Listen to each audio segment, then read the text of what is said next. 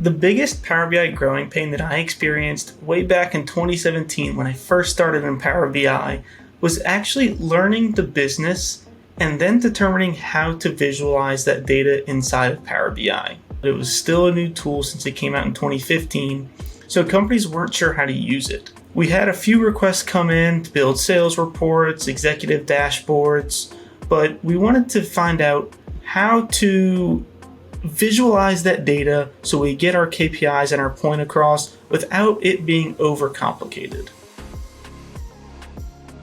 Back when I first started with Power BI, I was really crazy about the visualizations and didn't spend too much time developing the data model. But if I had to go back, I would spend more time learning the basics of data modeling so I can incorporate that into all of my reports up until now.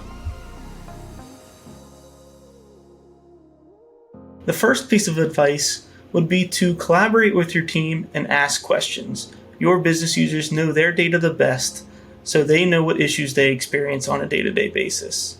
Your job as the report writer is to alleviate those issues with automated reporting. My second piece of advice is to understand the business problem you're trying to solve. Don't just build a report to deploy a report and say you built it. Determine why you're building the report and make sure that it's business user friendly so it solves their problems. I'm one of our trainers here at Collectiv. If you're struggling with Power BI, I look forward to seeing you in one of our Foundations trainings.